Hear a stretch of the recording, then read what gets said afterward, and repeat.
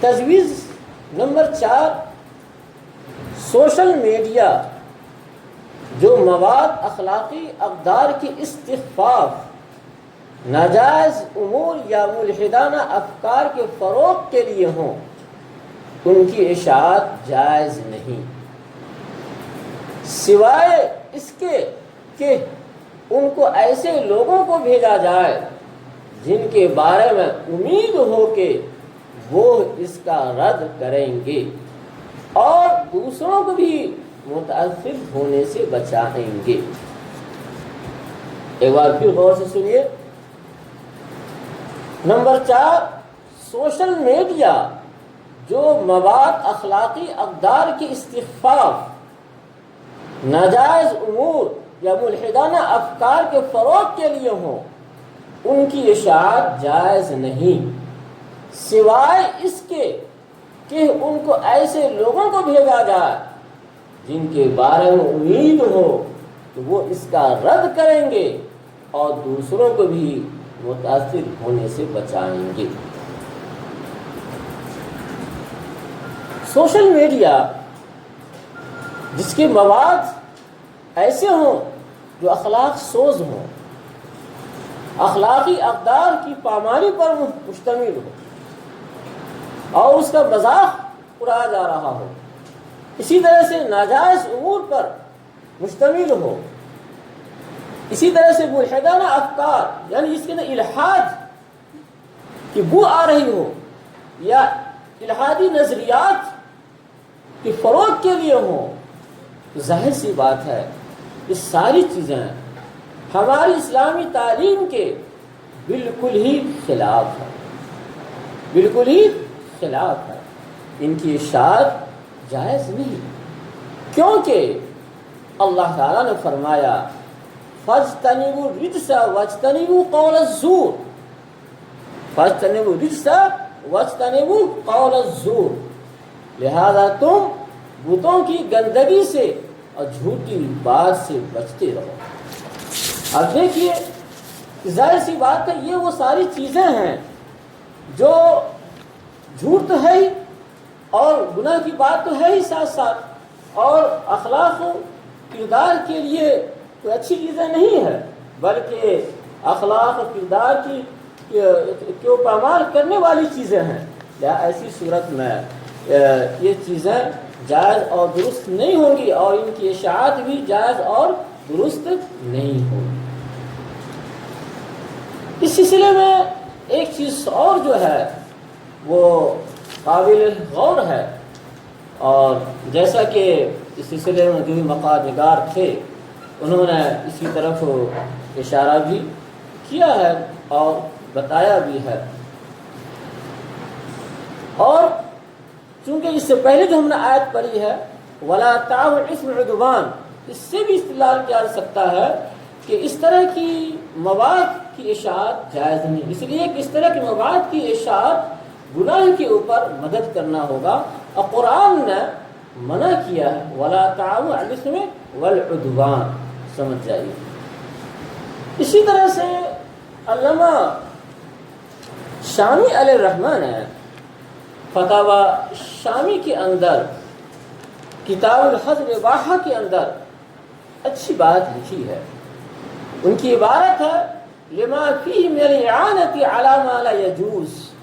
وکل ما ادى الى ما لا یجوز لا یجوز، ہر ایسی چیز جس کے اندر ناجائز چیزوں کے اوپر اعانت ہو، ہر وہ عمل جو ناجائز چیز تک کے لے جائے وہ بھی ناجائز، ناجائز چیز بھی ناجائز اور جو عمل وہاں تک لے جائے وہ بھی ناجائز۔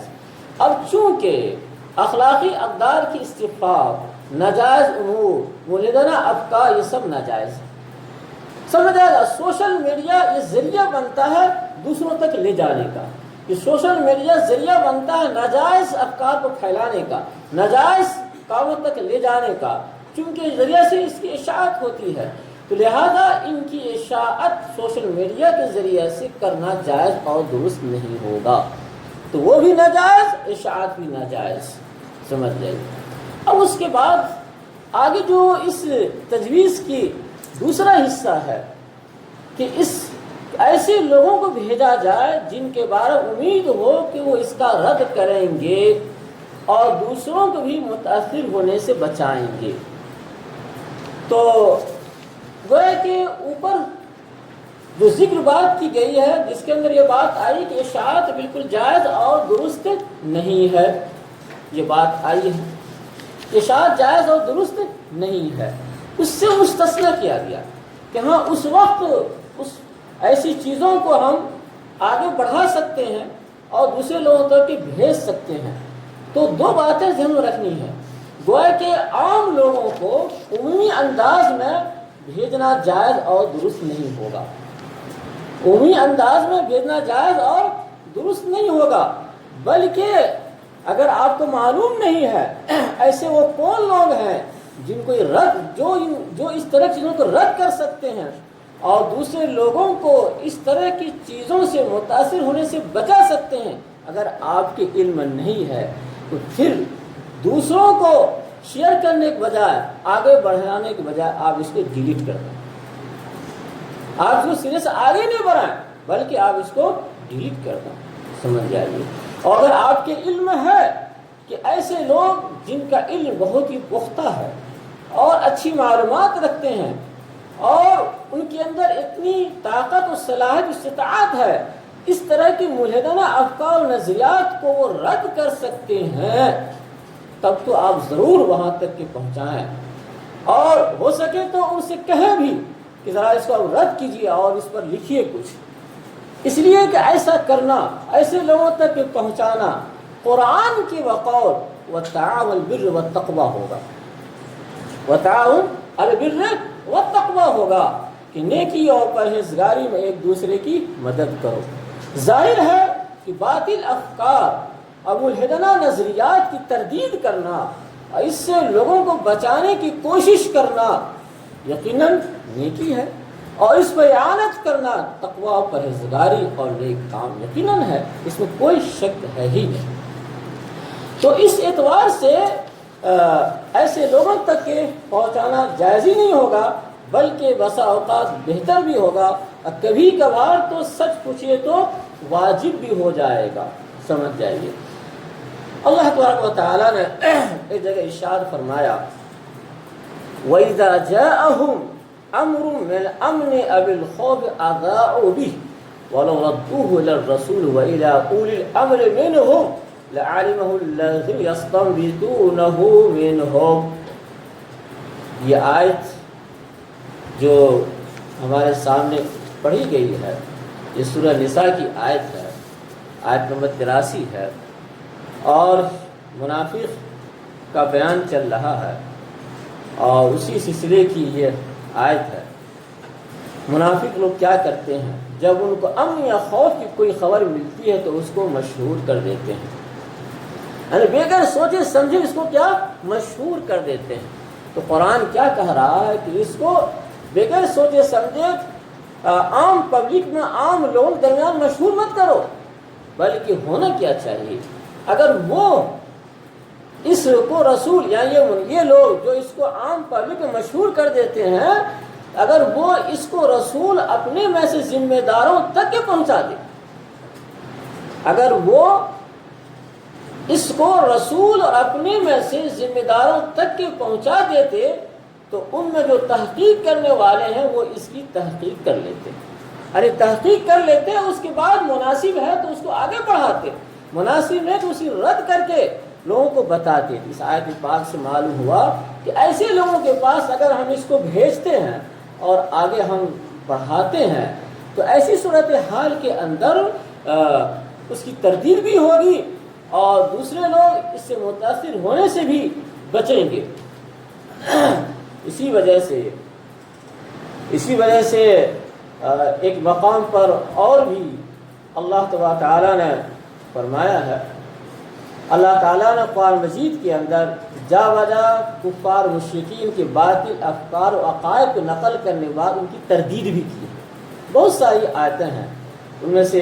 ایک آیت میں بتاتا ہوں۔ اللہ تعالیٰ نے فرمایا قالوا اتخذ اللہ ولدا سبحانہ هو الغنی ما فی السماوات وما فی الارض ان عندکم من سلطان بہذا اتقولون علی اللہ ما لا تعلمون. یعنی گویا کہ اللہ تعالیٰ کے تعلق سے جو لوگ یہ کہتے ہیں کہ اللہ نے بیٹا بنا لیا ہے، سمجھ جائے حالانکہ اللہ تعالیٰ کی ضرورت ہی نہیں ہے. اللہ تعالیٰ کی وہ طاقت و قوت ہے، کسی کی مدد کی یقیناً ضرورت ہی نہیں ہے. اس سلسلے میں جو بات وہ کہہ رہے ہیں، اگر کوئی دلیل ہے تو پیش تو کرا. بغیر دلیل کے جو چاہا تم لوگ بغیر معلومات کی بات کرتے رہتے تو گویا قرآن نے اس کی تردید کی ہے، سمجھ جائے. اسی وجہ سے فقہاء کرام نے لکھا ہے کہ مسلمانوں سے ضرر کو دور کرنا دوسرے مسلمانوں پر واجب ہے، خواہ وہ ضرر عام ہو یا خاص. مطلب یہ ہے کہ اس طرح کی چیزیں جب ہمارے سامنے آئیں گی اور باصلاحیت لوگ ہیں جو اس کو رد کر سکتے ہیں اور لوگوں کو اس طرح چیزوں سے متاثر ہونے سے بچا سکتے ہیں، تو ایسے لوگوں پر جن کے صلاحیت ہے، جن کو اللہ تعالیٰ نے یہ قدرت دی ہے، ان چیزوں کو رد کر سکتے ہیں، تو ان پر واجب و ضروری ہے، بلکہ یہ فرض کفایہ ہے اس کام کو وہ انجام دیں. چنانچہ فقہ کی عبارت ہے یجب اعانۃ المسلمین بدفع ضرر العام او الخاص عنهم لقوله تعالی وتعاونوا البر والتقوى ولا تعاونوا الاثم والعدوان. الموسوعہ فقیہ کی عبارت ہے، جلد 5 صفحہ 196. یعنی مسلمانوں پر اعانت کرنا واجب ہے اس طور پر کہ اگر مسلمانوں کے اندر ضرر عام یا ضرر خاص جو کچھ بھی اب یہ ضرر ہی ہے، اس سے عقائد خراب ہوں گے، نظریات خراب ہوں گے، اخلاق بگڑیں گے اور افکار و نظریات سے بگڑیں گے اور صحیح عقیدے سے آدمی عاری ہوتے چلے جائیں گے اور اسلام اور اسلامی عقائد اور نظریات کے اوپر اعتماد کمزور ہوتا چلا جائے گا، جس کی وجہ سے ایمان جا سکتا ہے. ایسی صورت میں ایسے لوگوں پر اعانت کرنا واجب ہے جو اس کے اہل ہیں کہ وہ رد کر سکتے ہیں، سمجھ جائیے. اور یہ رد کرنا یہ بھی تعاون بالبر والتقوی کے قبیل سے ہوگا اور اللہ تعالیٰ کے اندر وہ موجود ہوں گے.